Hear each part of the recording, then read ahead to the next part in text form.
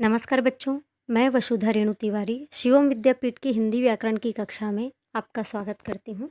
आज हिंदी व्याकरण के अंतर्गत हम कारक पढ़ने वाले हैं। कारक को अच्छी तरह से समझने के लिए हमें निम्नलिखित वाक्यों को अच्छी तरह से समझना होगा। आज दिल्ली बहुत बड़ा कार्यक्रम है। बहुत बच्चे तरह तरह नए कपड़ों में और वेशभूषा सजे हुए थे। कुछ कार्यक्रम हिस्सा लेने आए थे तो कुछ कार्यक्रम देखने आए थे। मैं भी अपने पिता साथ था।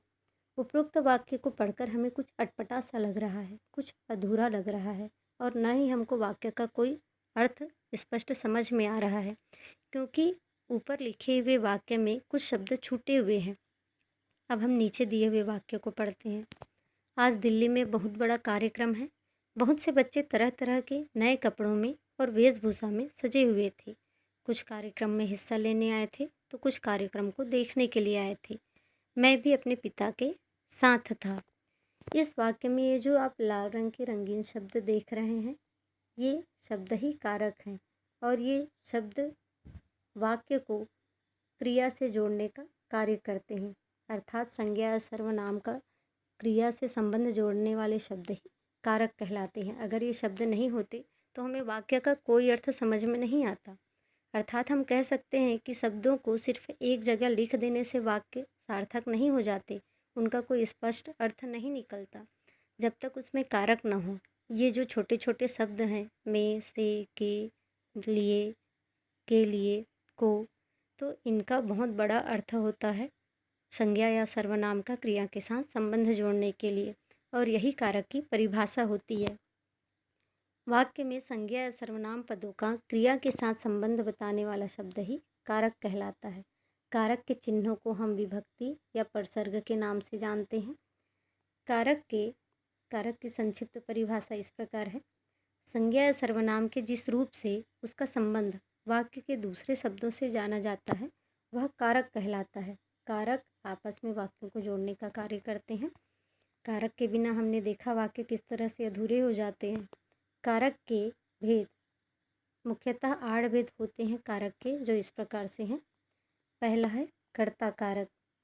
इसका चिन्ह होता है ने। वाक्य प्रयोग आप पुस्तक से अच्छी तरह से पढ़ सकते हैं।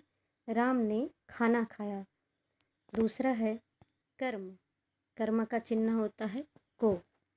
तीसरा है करण। करण का चिन्ह होता है से या के द्वारा। चौथा है संप्रदान। संप्रदान का परसर्ग होता है की या के लिए। पांचवा है अपादान। अपादान का अर्थ होता है से, अलग होना।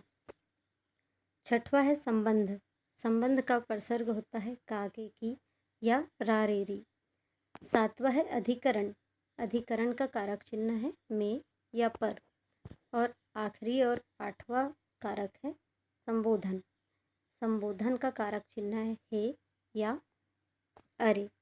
तो इन कारक चिन्हों के माध्यम से ही हम वाक्य बना पाते हैं। अगर आप सोच के देखिए, आप किसी भी वाक्य को पढ़िए और उन वाक्यों के बीच से कारक चिन्हों को हटा कर देखिए, आपको वाक्य जरूर ही अधूरे लगेंगे।